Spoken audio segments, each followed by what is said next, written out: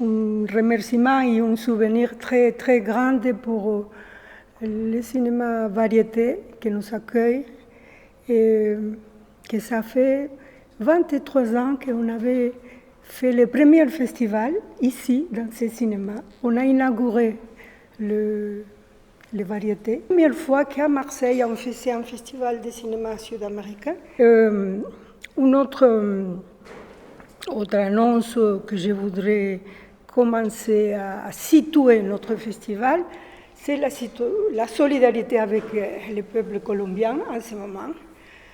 Et nous le faisons toujours avec un œil dans le cinéma et les oreilles dans la situation de l'Amérique latine.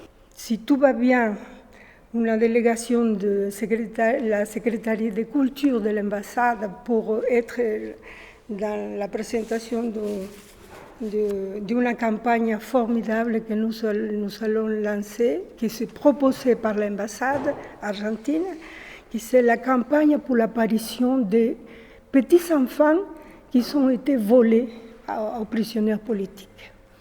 Voilà, cette campagne qui s'est faite complètement en Argentine et à l'entour de l'Argentine, les pays frontaliers, mais ils sont résolus de faire une campagne mondiale. En Inde, au Japon, la Chine, en France, en tout, que mettre la question partout, est-ce que tu connais tes origines? Et donc, on va lancer cette campagne pendant le festival et grâce à la proposition de l'ambassade argentine. Et avec très, très de joie, nous le ferons. Donc, c'est ça qui justifie le fait de la thématique ressentir et repenser. Des extensions en Argentine et au Mexique. Avec le grand festival Shore Mexique, un festival international Shore Mexique, il y a déjà, ça la 3e ou 4e année que nous faisons un échange. Nous envoyons 4 films, 4 courts au Mexique, ils le présentent, et eux, ils envoient autant. C'est en Argentine, dans la ville de Pigüé. La ville de Pigüé, c'est une ville fondée par les Français à la fin du XIXe siècle, dans l'intérieur de Buenos Aires, presque la Pampa de Buenos Aires. Et la municipalité a valorisé le fait que nous faisions un écho de films de Marseille, que nous passions à Marseille, nous le passons 2 ou 3, pas intégralement, à Pigüé. Ils nous ont consacré, nous avons appelé cette extension Écho de Marseille. Alors, la municipalité de Pigüé, il a décrété les échos de Marseille comme patrimoine culturel. Voilà, pour toute la vie. Alors, évidemment, le Codif nous a empêché de renouveler cette année et l'année dernière cette activité, mais les copains, ils s'envoient toujours des messages en disant quand vous viendrez, etc. Et ces copains, ce ne sont pas anodins. Ces copains sont les fondateurs d'une coopérative textile dans la ville, que c'était Cristina Kirchner et maintenant c'est Alberto Fernandez. Ils ont réussi à avoir des moyens pour pouvoir développer et fonctionner comme une usine, voilà, avec une quantité raisonnable de travailleurs. Donc, quand on va à Pigüé, c'est avec eux qu'on organise. Et beaucoup de travailleurs de la usine participent dans l'écho de Marseille, là-bas. Et une autre chose que nous allons faire en tant qu'un festival, c'est participer dans la semaine de l'Amérique latine. Du 28 mai au 2 juin, au 12 juin. Au 12 juin, oui. Voilà. Organisé par le ministère des Affaires étrangères, voilà. de l'Europe et des Affaires étrangères. Voilà.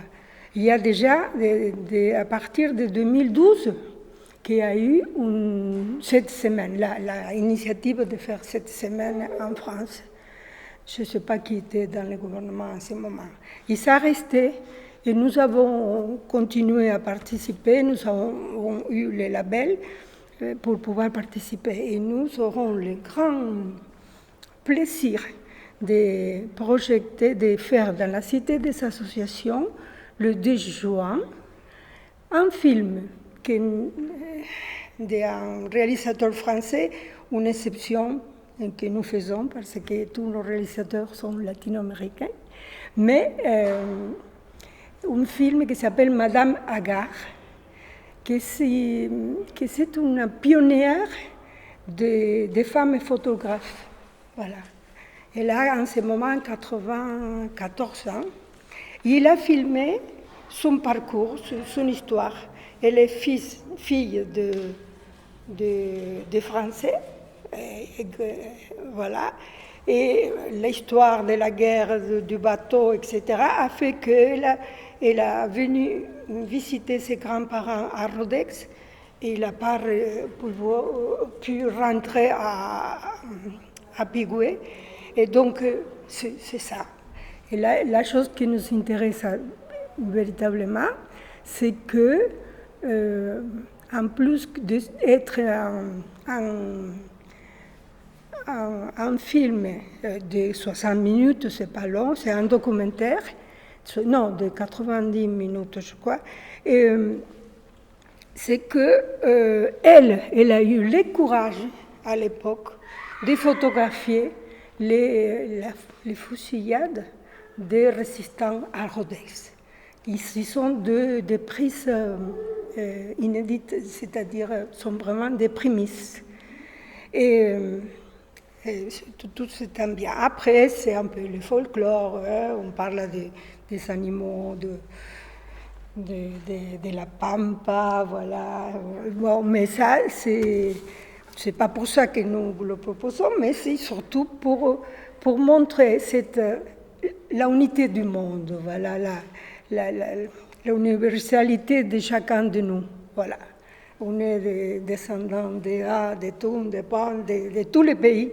Et là, c'est une montre que il y a eu un moment où l'immigration, c'était vers l'Amérique latine. Voilà. C'est à l'inverse un peu de ce qui se passe maintenant. Bon, alors, Julien Brezon, il présentera le 2 juin à 15h. Oui, à 15h, ce film, voilà, à la Cité d'Association. Il y a un juge très limité. Oui. Voilà. Peut-être jusque-là, ça va changer un peu, mais je ne sais pas. Voilà. Alors, autre chose importante, ça sera c'est que je voulais mettre en valeur l'affiche. Où est l'affiche? Il n'est pas là. Elle est derrière toi, juste là. Ah, ici. Voilà. Cette affiche, il y a nous avons l'honneur et la chance de pouvoir présenter ce visuel, que c'est une peinture d'un grand peintre argentin qui s'appelle Roberto Cedrón, de la famille Cedrón, du quartetto Cedrón, etc. Et que nous avons la chance et l'honneur d'avoir aussi les fils de ces peintres qui après, à la fin, va nous raconter un petit peu plus sur ces peintres. Donc, il y a beaucoup de choses qui font que ce festival va être quelque chose de très prenant et très, très émouvant. Et nous espérons que ça va être utile à repenser le monde. Les invités que nous avons, alors, pour l'instant. Alors, on a donc 5 invités qui sont donc des réalisateurs ou des personnes qui font partie des équipes de production des films. Donc, on a 2 réalisateurs qui sont Pablo Ignacio Coronel, qui est le réalisateur de La Cumbia se va de ronda.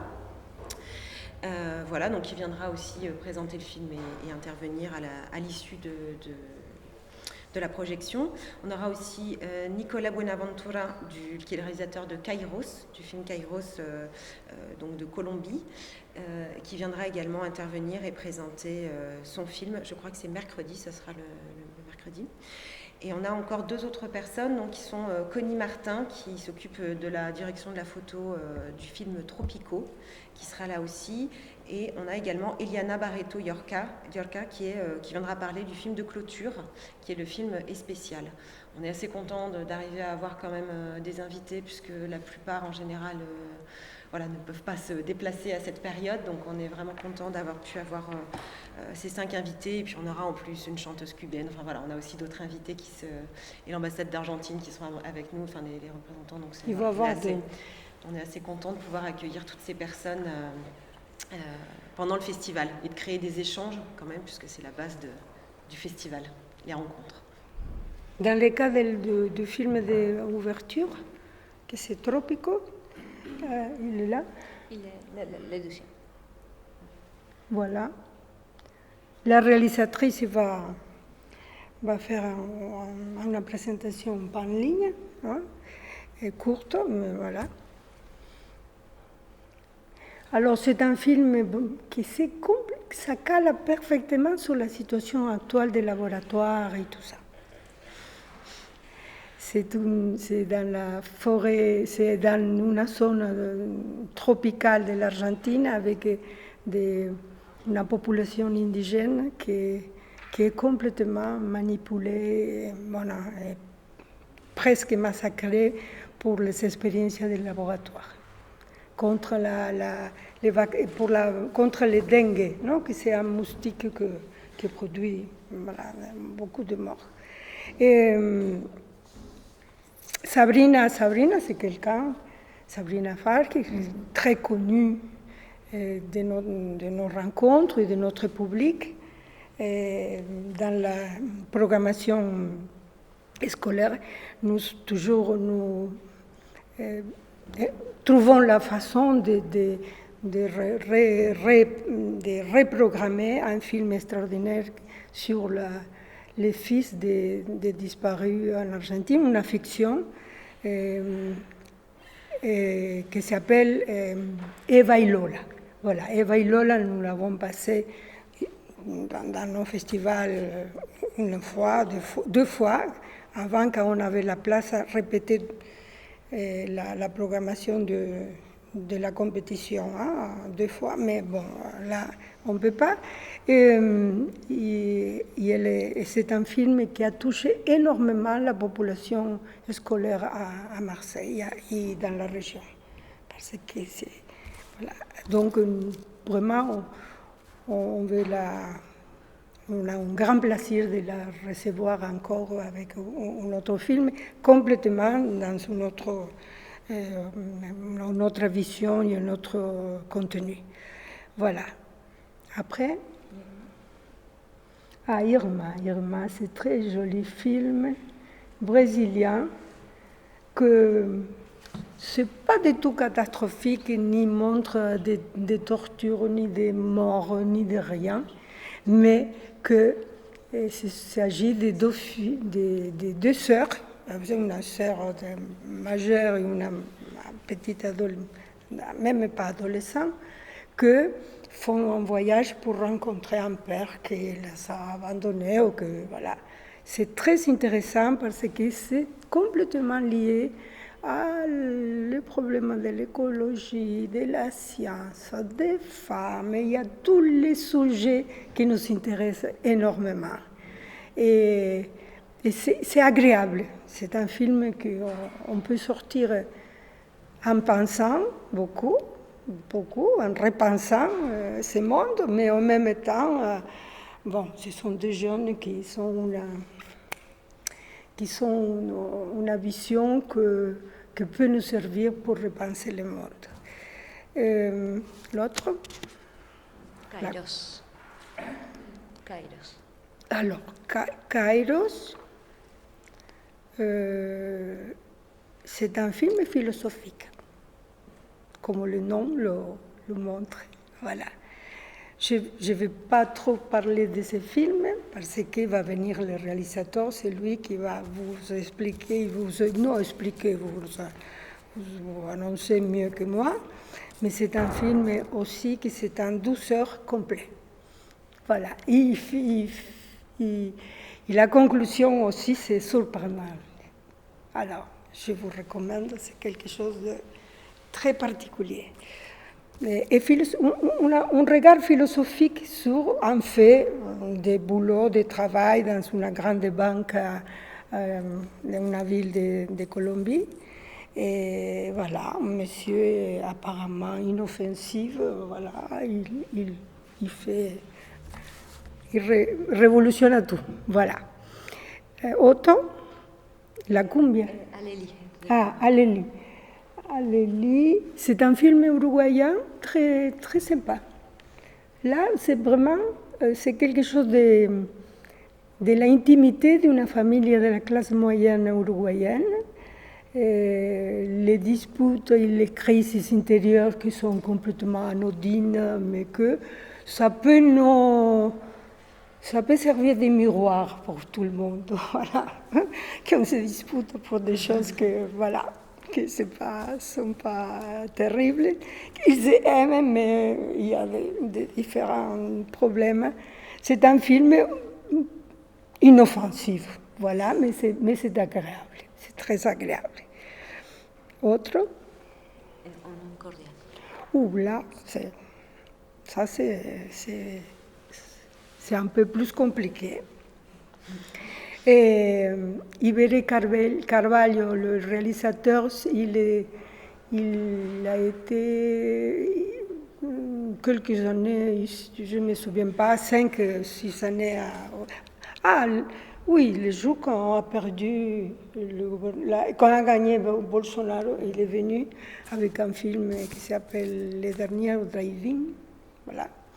Et lui, il a fait ce film avant l'ascension de Bolsonaro, ça c'est important de savoir. Mais il voulait soutient le film parce que c'est un peu la didactique, une pédagogie sur un état, une situation sociale que a créé les conditions pour que Bolsonaro gagne. Voilà.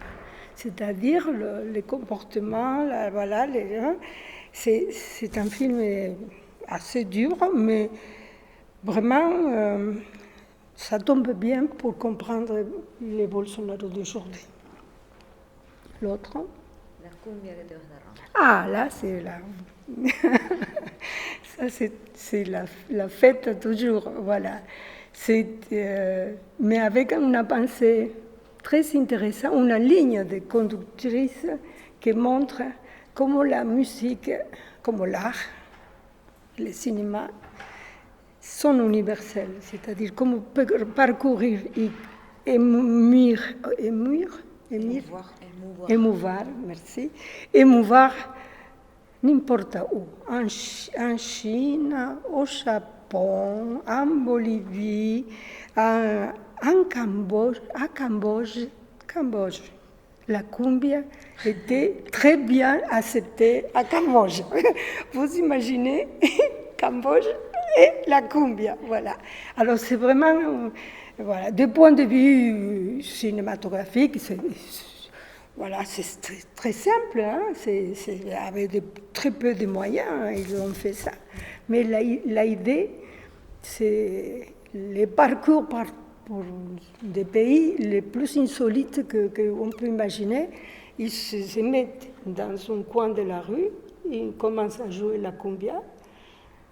Les gens passent, regardent, et après, ils commencent à danser aussi, mais dans des pays où tout se fait d'une façon complètement différente. Hein. C'est voilà, un autre type d'expression musicale. Alors, Spécial, c'est très joli film aussi. C'est vénézuélien. C'est aussi un peu notre... Quand vient un film de lui, on regarde avec sans lunettes. Voilà, on le regarde parce qu'il a fait un film très joli qu'on a passé beaucoup dans le secteur scolaire. Il a eu un prix dans un de nos festivals. Ignacio Márquez. Et sur les difficultés qu'il y a un jeune homme avec le syndrome de Down. Voilà. Et pas seulement par rapport à la société et où il est, surtout avec son père. Voilà. Donc, voilà, montre une évolution très intéressante et c'est très joli film. Voilà. Et ça, c'est le film de clôture. Et Marionnette, on fait la reprise de ce qu'on a passé ici en octobre dernier. Mais comme il n'avait pas de salle disponible, il a eu une petite salle. Et alors, ils sont rentrés très peu de monde, quoi, 40 personnes, 50. Et les gens, ils sont restés avec une déception énorme, beaucoup de monde, qu'ils n'ont pas pu rentrer voir le film. C'est un film vraiment très intéressant. Mais c'est un film très, très agréable. Voilà, c'est un peu un conte de faits, mais social, quand même. Voilà. Merci. Bon, nous avons une sélection de courts-métrages. Les premiers, Entre Baldosas, c'est de Nicolas Conte, c'est un court-métrage argentin d'animation qui nous raconte une histoire d'une fleur qui pousse au milieu d'une ville.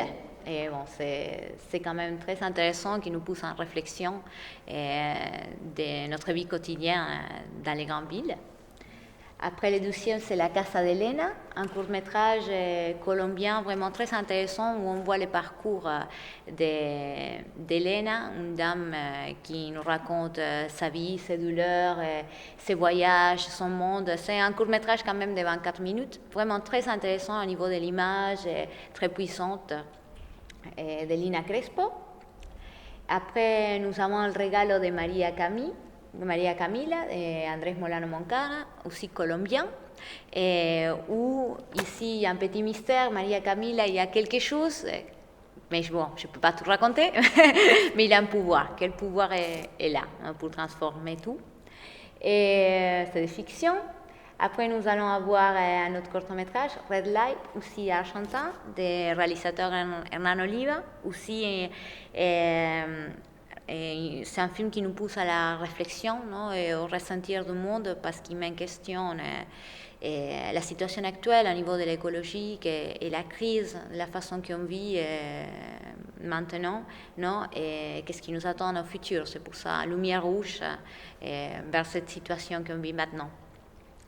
Et après, nous avons trois courts-métrages de la sélection de Short Mexico. Nous avons le premier qui c'est Los Últimos Recuerdos de Abril, un film qui se plonge dans l'adolescence de deux filles au Mexique, de la réalisatrice Nancy Cruz, et on nous raconte une histoire plongée dans la vie adolescente avec toutes les peurs et tous les amours. Après, nous avons Recuerdo en mi presentación. C'est un film quand même très complexe et un temps amador parce qu'il nous plonge dans une scène de la vie quotidienne au Mexique avec quelque chose qui se passe au milieu et où il nous met en contexte de la société actuelle au Mexique. Non, c'est un petit cadre dans une famille et il nous pousse à la réflexion aussi avec un travail très intéressant de photographie d'image. Et après, nous avons Cuando el lobo no está, de Luis Pacheco. C'est le premier les premiers courts-métrages de ce réalisateur aussi au Mexique, où aussi fait un focus de la banlieue mexicaine et nous met en contexte de la réalité qui se vit dans ces banlieues et dans ces pays. Très intéressant. Bon, je lui donne la parole à Aurélie pour parler aussi des jurys. Alors, on a la chance d'avoir 5 jurys cette année, bon, principalement masculins, mais quand même une femme, Giovanna Milanesi, elle a le privilège d'être en premier. Mais elle a bon pour toi, parce qu'elle est une grande féministe. Il n'y a pas de problème. Donc, elle chante très bien avec voilà. le tabac. Oui, elle est musicienne, elle a beaucoup travaillé autour des chansons de Violeta Parra et de toute l'œuvre de Violeta Parra, qui est une poétesse chilienne. Voilà, et musicienne. Il y aura également Antoine Chao, qui est le frère de Manu Chao, qui a cofondé la Mano Negra et qui est journaliste et reporter à France Inter. Il y aura également Lucien Castella, qui est un brillant universitaire de l'université d'Aix-Marseille. Dans les professeurs, on aura également Marc Rosmini, qui est professeur de philosophie, qui anime des cinéphilos dans la région également, qui est aussi à Marseille, et qui travaille aussi avec les philosophes publics. Voilà. Il a écrit sur le cinéma. D'accord, voilà. Oui, donc du coup, il est impliqué à la fois sur la philo, le cinéma, etc. Voilà, entre les deux. Et on a aussi Darien John Davis, qui est professeur d'histoire et qui est spécialisé sur les migrations et la diaspora latino-américaine, et donc qui enseigne à l'université américaine et qui enseigne maintenant aussi en France. Voilà, là c'est le super casting des cinq jurys. Nos partenaires, en plus de ceux qui sont officiels, ont fait un travail après 22 ans. Vraiment, on a commencé déjà du premier coup à faire des travaux ensemble avec des autres organisations, des autres thématiques et des autres festivals. Avec les FID, nous avons 17 ans de carte blanche. Nous allons à leur festival, ils viennent. Cette année, je ne crois pas que ça va marcher. Voilà. Avec la Marelle, qu'on a commencé il y a longtemps, dès le deuxième ou troisième festival, à faire une section qui s'appelait à l'époque Colibri, parce que dans c'est le symbole de notre festival. Et là, après, c'est transformé petit à petit, c'est transformé en la Marelle, un grand renombre de travail littéraire. Et on fait toujours une science de cinéma et littérature, mais l'année dernière, on a pu le faire avec un hommage à Sepúlveda, à Luis Sepúlveda, qu'on l'a fait dans le Théâtre de l'Aube avec eux. Mais cette année, la logistique et la disposition des salles, le fait que c'est la première 15 jours après la fermeture de autant de temps de cinéma, il y a comme on dit, un embouteillage de films et on a réduit le maximum de présentations. Je parlais du FID, de la friche, du Gyptis, il est en œuvre en travaux, sinon on aurait pu faire quelque chose. On est partenaire avec un grand plaisir avec les philosophes publics, que je ne sais pas si tout le monde le connaît, mais c'est un collectif qui se déplace partout pour parler didactiquement et dialoguer avec les gens sur la philosophie, et entre autres dans la prison de Beaumet. Voilà. Et nous aussi, avec Lieu Fictif, il y a, doit être 10 ans déjà, que nous faisons une participation au Beaumet, avec tous les films du festival. Après, circulent dans toutes les cellules des emprisonnés. Et ceux qui choisissent de regarder les films. Ce n'est pas obligé, ce n'est pas un circuit obligatoire.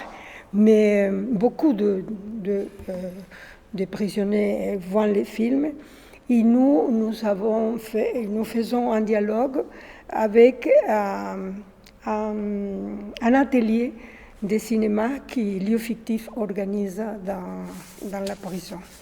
Voilà.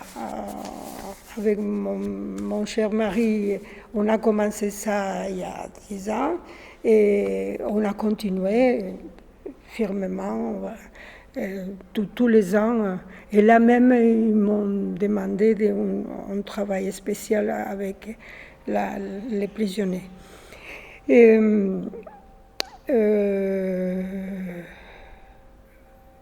voilà. Quel autre partenaire nous avons? Alors, on a comme partenaire l'ambassade de la République d'Argentine en France, qui sera aussi présente.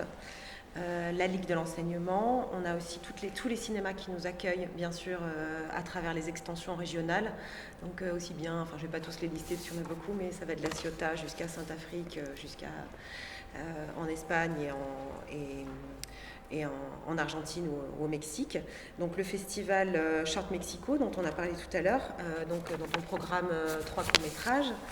La Marelle, qui intervient, donc une association littéraire qui intervient en général sur une journée.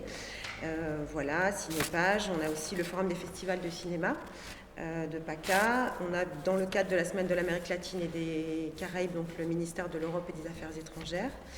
Et on a aussi le ministère de l'Éducation nationale et de la jeunesse pour tout ce qui est programmation scolaire que nous ne pourrons pas réaliser cette année puisqu'il ne peut pas se déplacer dans les cinémas. Par contre, on en organisera tout au long de l'année. L'année à venir, il y a des demandes déjà. Il y a des demandes, mais il faut attendre que la situation se calme. Tout à fait. Dès qu'on pourra organiser des projections dans les classes ou dès que à nouveau les scolaires pourront venir se déplacer. Voilà. Et bien sûr, donc la Cité des associations et le cinéma, les variétés qui nous accueillent, dont on a aussi parlé tout à l'heure. Voilà. Alors, Manuel. Et France Bleu Provence, pardon, notre partenaire média principal. Mais alors voilà. C'est le panneau. Allez. Je suis le fils de Roberto Cedrón, qui a fait l'œuvre, en l'occurrence. Il est musicien aussi. Qui a été prise pour l'affiche. Et donc, j'ai autant engagé, ressenti et repensé. On a le choix, je veux dire, on peut le faire ou pas le faire. On peut s'engager ou pas s'engager. Et ma famille est une famille, la famille Cedrón, c'est une fratrie c'est 6 frères, 5 frères et une sœur. Ils sont tous ou peintres, ou musiciens, ou cinéastes. Et en 2015, le festival a présenté l'œuvre de mon oncle Jorge Cedrón. Et il se trouve que mon père jouait le rôle principal dans le film de son frère, Jorge. Et mon oncle Jorge a fait un film qui s'appelle Opération Massacre, qui est basé sur une histoire réelle. Et mon père n'a pas joué dedans, justement pour ne pas les compromettre. Il a été tourné en clandestinité. Voilà. Tout ça, plus mon oncle aussi, qui faisait des chansons avec Juan Gelman, qui était très engagé aussi. Donc, c'est une génération très engagée. Et à un moment donné, ils ont dû fuir les pays. Et mon père, d'abord, on est parti au Venezuela. Et donc, on connaît l'Amérique latine de l'intérieur. Mon père est né à Buenos Aires, mais après, il a beaucoup vécu en Amérique latine et au Venezuela notamment. Et en 1980, il est arrivé en France. On fait connaître des films latino-américains et même il y a des fois des films très importants en Argentine, au Brésil, au Mexique. Et parce qu'encore il n'y a pas suffisamment une conscience ou une tendance à s'unifier ou à travailler ensemble entre toutes les réalisations latino-américaines. On pourrait le faire. Et je voudrais vous expliquer pourquoi on s'appelle sud-américain, rencontre au cinéma sud-américain et pas rencontre de cinéma latino-américain. Voilà, je le fais toujours dans tous les festivals, mais c'était une idée d'Hernán Arizpe. Il disait, à un indigène de Bolivie, ou de Colombie, ou de l'Argentine, tu vas lui dire qu'ils sont latins, Non, c'est dire l'Amérique latine, c'est méconnaître, faire un mépris aux cultures originaires. Donc, dire sud-américain ne signifie pas à partir de Colombie ou de Venezuela pour le sud, mais c'est à partir du sud du Rio Grande des États-Unis. Pourquoi? Parce que nous avons la même histoire, sauf deux exceptions, la même langue, la même époque de conquête, les mêmes processus révolutionnaires d'indépendance. Et ce qu'ils ont déterminé que Sud-Amérique, c'est à partir du sud du Rio Grande, c'est-à-dire au nord du Mexique jusqu'au Ushuaia, c'était Alejo Carpentier et José Martí. Voilà, un grand héros de la libération cubaine, et Alejo Carpentier, que vous connaissez comme un grand écrivain cubain.